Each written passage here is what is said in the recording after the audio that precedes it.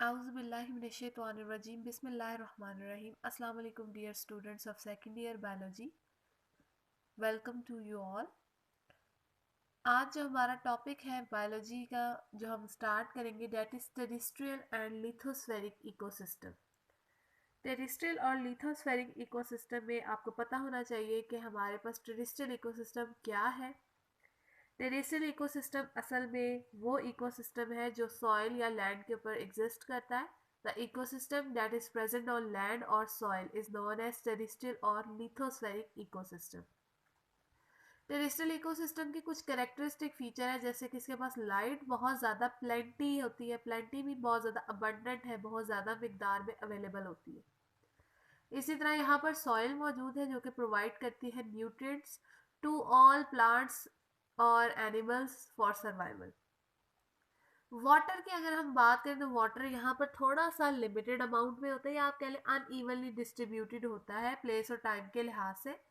लेकिन यहाँ पर जितने भी एनिमल और प्लांट्स होते हैं उनमें ये एबिलिटी होती है कि वो इस शॉर्टेज ऑफ वाटर में अपने आप को अडेप्ट कर लेते हैं और उसके मुताबिक यहाँ पर सर्वाइव करते हैं। ठीक है, ये जो टेरेस्ट्रियल और लिथोस्फेरिक इकोसिस्टम वाला टॉपिक है, ये आपने जस्ट इसकी जो करेक्टरिस्टिक फीचर है वो याद रखते हैं शॉर्टली। वैसे ये टॉपिक इंक्लूडेड नहीं है आपके सिलेबस में, ठीक है, स्मार्ट सिलेबस के अकॉर्डिंगली।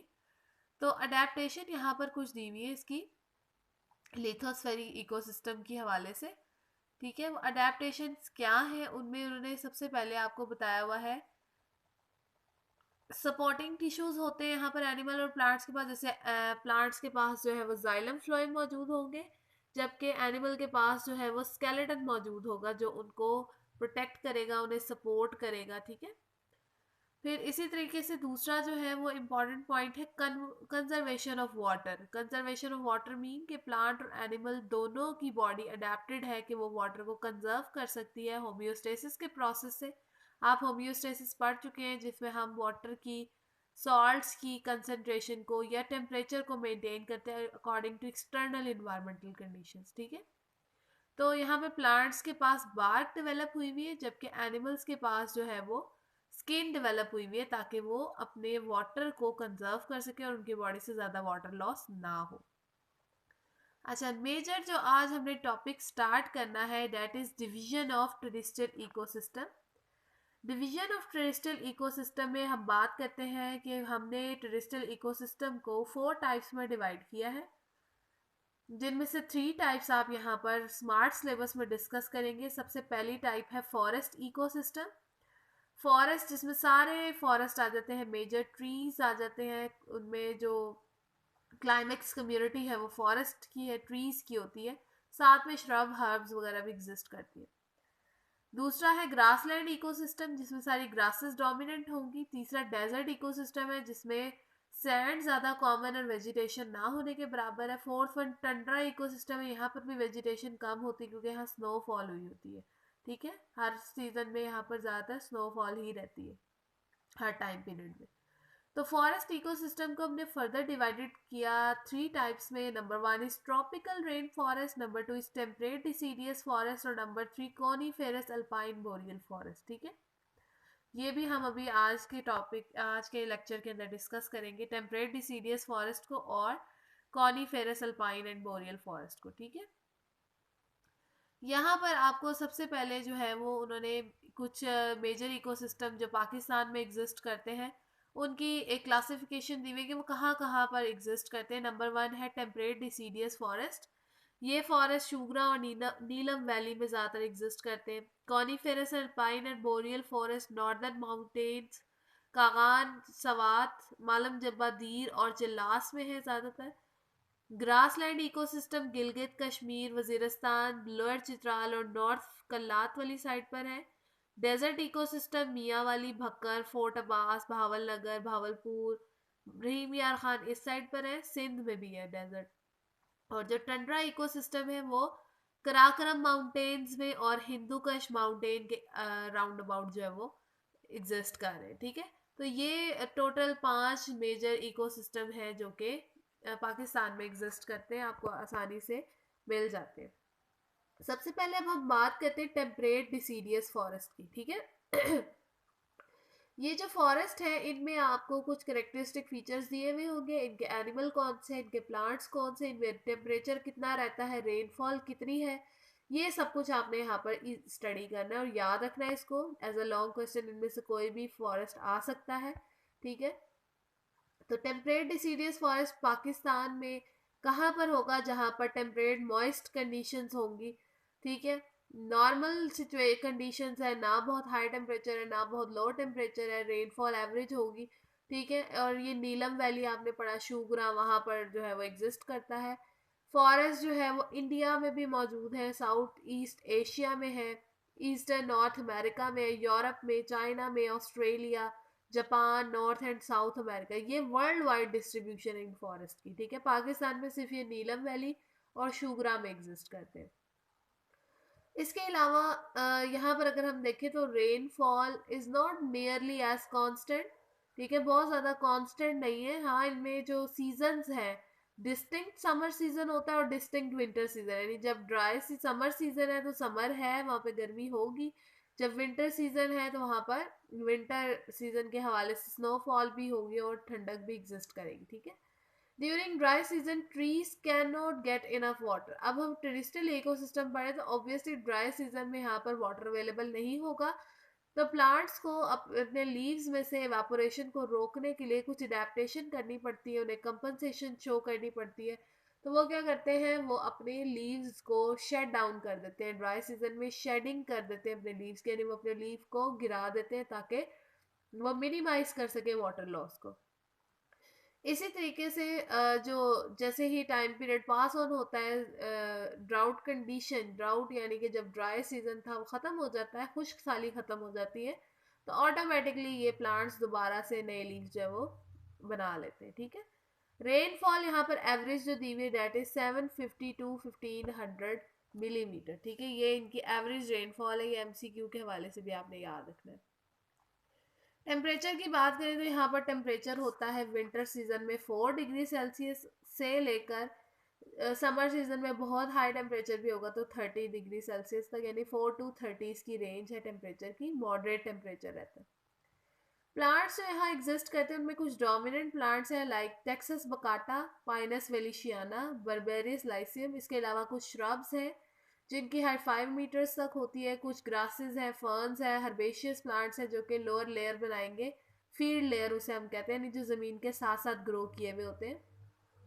बिल्कुल बॉटम के ऊपर आपको ज़मीन पर ग्राउंड में मॉसेस, लिवरवर्ट्स, लाइकन्स भी नजर आएंगे, ठीक है। अब आपने याद रखना है कि लेयर्स बनती है हमेशा फॉरेस्ट के अंदर, ज़मीन के ऊपर बिल्कुल साथ ग्राउंड लेवल पर मॉसेस, लाइकन्स, लिवरवर्ट्स। ये लाइकन्स आपको पता है एल्जी फंजाई के एसोसिएशन से बनते हैं, वो सबसे पहले होंगे ग्राउंड पर, उसके ऊपर मॉसेस और लिवरवर्ट्स होंगे, लोअर ब्रायोफाइट्स हैं, प्लांट्स हैं, लोअर प्लांट्स, ठीक है, जिनके पास रूट स्टेम लीफ नहीं है, they are not differentiated into root stem leaves, moisture में रहते हैं ये ज़्यादातर। उसके ऊपर लेयर बनेगी हर्बेशियस प्लांट्स की, ग्रासेस और फर्न्स की। हर्बेशियस प्लांट्स जिनके पास सॉफ्ट स्टेम होगा, ठीक है, ग्रासेस भी उनमें ही आती हैं हर्बेशियस प्लांट्स के अंदर। फिर आप ऊपर मूव करेंगे तो आपको श्रब्स नजर आएंगी, श्रब्स जिनका थोड़ा सा वुडी स्टेम होगा लेकिन बहुत ज़्यादा वुडी नहीं है।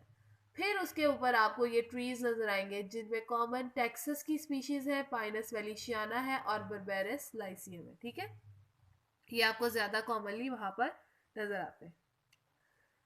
Moving to animal life, animal life में अगर आप बात करते हैं तो वहां पर कॉमन एनिमल्स में मकैका मुलाटा है जिसे रेसस मंकी कहते हैं, बहुत कॉमन है इन एरियाज के अंदर। इसी तरह से सोलेनोप्टस एक स्पीशी है ब्लैक बेयर की, वो एग्जिस्ट करती है। फैलस बेंगलेंसिस है, लियोपर्ड कैट इसे कहते हैं, डियर, वोल्व्स वगैरह यहाँ एग्जिस्ट करते हैं, लोमड़ियाँ है, हिरन है। कुछ माइक्रो ऑर्गेनिज्म है, बैक्टीरिया, फंजाई, जो यहाँ पर अर्थवॉर्म है, जो यहाँ पर ऑर्गेनिक कंपाउंड्स को डीग्रेड करने के लिए लिटर में मौजूद होंगे। लिटर कहते हैं लीफ लिटर होगा, जो पत्ते गिर जाते हैं, ठीक है, वो डेड हो चुके होते हैं, तो उनमें वेस्ट मटेरियल होता है, उनको डीकम्पोज करने के लिए यहाँ डीकम्पोजर्स मौजूद है, माइक्रो ऑर्गेनिज्म, बैक्टीरिया, फंजाई, ठीक है, और अर्थवॉर्म भी यहाँ पर एग्जिस्ट करते हैं इन द सॉइल। अच्छा, अब अगर आप यहाँ देखें तो ये टेम्परेट डिसीडियस फॉरेस्ट है। इस टेम्परेट डिसीडियस फॉरेस्ट के अंदर अगर आप ऑब्जर्व करें तो यहाँ पर लेटीट्यूड पर टेम्परेट क्लाइमेट है। 4 सीजन दिखाए हुए, ये स्प्रिंग सीजन है, स्प्रिंग में जो ट्री लेयर मौजूद है। समर सीजन है, इसी तरह से श्रब्स भी मौजूद है। फॉल यानी ऑटम सीजन है जहाँ पत्ते गिर रहे हैं, येलो हो गए हैं, रेड हो गए हैं, पर्पल।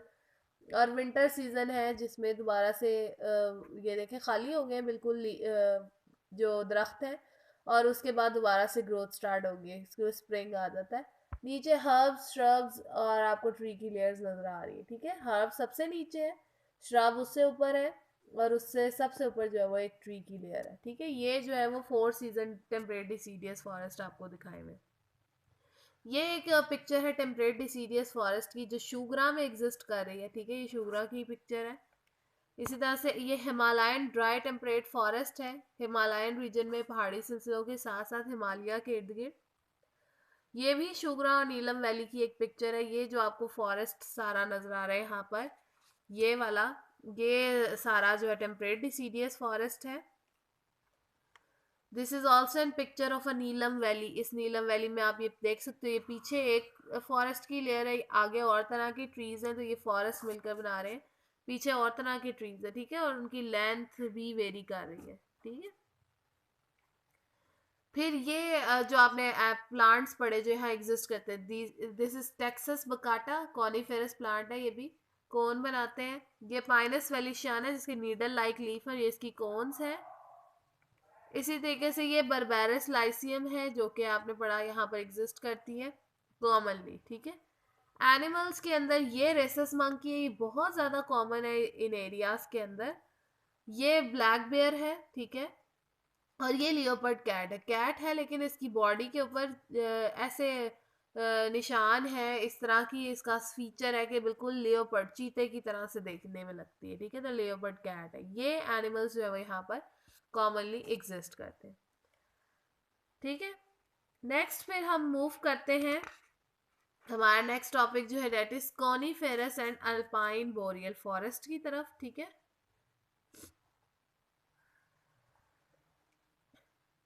अच्छा, इससे पहले टेम्परेट डिसीडियस फॉरेस्ट में सॉइल की भी कुछ कंडीशंस बताई हुई है। सॉइल कंडीशन क्या है कि जो टेम्परेट डिसीडियस फॉरेस्ट की सॉइल है वो ग्रेइश ब्राउन इन कलर है। ग्रेइश ब्राउन कलर जब भी सॉइल का होगा तो इसका मतलब वो बहुत ज़्यादा फर्टाइल है, बहुत ज़्यादा जरखेज़ ज़मीन है। और उसमें जरखेज़ क्यों है? क्योंकि उसके अंदर ऑर्गेनिक मैटर बहुत ज़्यादा तादाद में मौजूद है, उसमें वाटर होल्डिंग कैपेसिटी ज़्यादा है।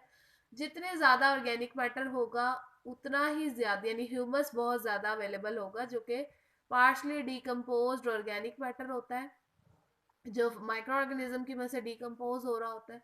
जितना ज़्यादा होगा उतनी ही ज़्यादा वाटर होल्डिंग कैपेसिटी होगी। वाटर होल्डिंग कैपेसिटी आपको पता है कि उतना ही ज़्यादा वो सॉइल वाटर को एब्जॉर्ब कर सकती है अपने अंदर, और इतने ही ज़्यादा न्यूट्रिएंट्स अवेलेबल हैं तो प्लांट ज़्यादा से ज़्यादा वहाँ पर ग्रो करते हुए आपको नज़र आएंगे, ठीक है। फिर ह्यूमन इम्पैक्ट की बात करें तो टेम्परेट डिसीडियस फॉरेस्ट में लार्ज मैमल्स हैं जैसे black bear, deer, wolf, cats, lions, ठीक है, ये बहुत ज़्यादा कॉमन है। प्रीडेटर्स जो हैं they have been largely wiped out by human beings ने उनको ख़त्म कर दिया हुआ है ज़्यादातर। यहाँ पर लंबर की नीड है बहुत ज़्यादा एग्रीकल्चर में, क्योंकि ये वो फॉरेस्ट होते हैं बेसिकली जिनके लकड़ी बहुत ज़्यादा इंपॉर्टेंट है।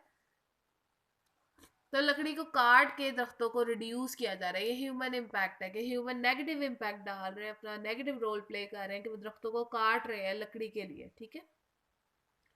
Next we move toward our next topic that is coniferous alpine and boreal forest, ठीक है। पाकिस्तान में ये फॉरेस्ट कागान, दीर, चल्लास, मालम जब्बा, सवात वैली में है। फिर वर्ल्ड वाइडली अगर आप देखें तो यूरेशिया यानी यूरोप और एशिया दोनों जगहों पर है। नॉर्थ अमेरिका में, कनाडा में टंड्रा के इर्द साथ साथ जो है वो मौजूद है। नॉर्दर्न कॉनिफेरस फॉरेस्ट को हम टैगा का नाम देते हैं। जहां पर ये एग्जिस्ट करते हैं उस लिहाज से इनकी नेमिंग कर दी गई है। Taiga is an important short question. Northern coniferous forest यानी नॉर्थ साइड पर जो कॉनिफेरस फॉरेस्ट है उन्हें टैगा कहते हैं। टैगा में कंडीशंस थोड़ी हार्शर है as compare to temperate deciduous forest, यानी यहाँ पे विंटर सीजन लार्जर है और बहुत ज़्यादा कोल्डर भी है, ठंडक भी ज़्यादा है, सर्दी बहुत ज़्यादा होती है विंटर सीजन में, और विंटर सीजन एग्जिस्ट भी ज़्यादा करता है। ग्रोइंग सीजन या समर सीजन बहुत छोटा सा है यहाँ पे, तो ये हम कहते हैं ग्रोइंग सीजन शॉर्ट है, क्योंकि उसी सीजन में, स्प्रिंग सीजन या समर सीजन में ही प्लांट से ग्रो करना होता है। विंटर सीजन में तो स्नोफॉल होती रहती है, तो बर्फबारी में तो प्लांट्स ग्रो नहीं कर सकते, ठीक है। तो यहाँ ग्रोइंग सीजन शॉर्ट है, तो इसीलिए हम कह रहे हैं टेम्परेचर के हवाले से जो क्लाइमेटिक कंडीशन है वो थोड़ी हार्शर है। फिर यहाँ पर वार्म सीजन, जो वार्म वेदर है वो बहुत छोटा सा है, शॉर्ट है। वही उसी टाइम पीरियड में प्लांट्स ने अपने या ट्रीज ने अपने लग्जरियस ग्रोथ शो करनी है, दोबारा से अपने आप को ग्रो करना है, वो भी रैपिडली, ताकि इस छोटे से सीजन में वो अपने आप को जल्दी जल्दी ग्रो करवा सके।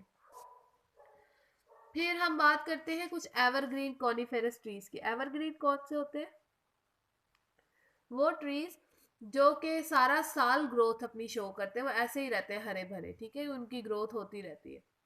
उन्होंने अपने इर्द गिर्द एक वैक्सी लेयर बना ली नीडल्स के इर्द गिर्द। नीडल्स यहाँ पर उनके लीव्स को कहा हुआ है, उन्होंने अपने लीव्स को नीडल लाइक कर लिया है ताकि वो वाटर एवेपोरेशन को रोक सके। तो उन्होंने उसके इर्द गिर्द वैक्सी कोटिंग बना ली है वाटर लॉस को रोकने के लिए, एवेपोरेशन को कम करने के लिए ड्यूरिंग कोल्ड मंथ्स। और लीव्स इसी तरह उनके ट्रीज के ऊपर थ्रू आउट द ईयर रहते हैं, इसीलिए हम उनको एवरग्रीन कहते हैं, क्योंकि वो कभी भी खाली नहीं होते, ठीक है, फ्रेश रहते हैं हमेशा। कॉनीफेरस फॉरेस्ट जो कि हाई एल्टीट्यूड यानी बहुत ज़्यादा ऊंचाई के ऊपर है, उन्हें हम अल्पाइन फॉरेस्ट का नाम देते हैं।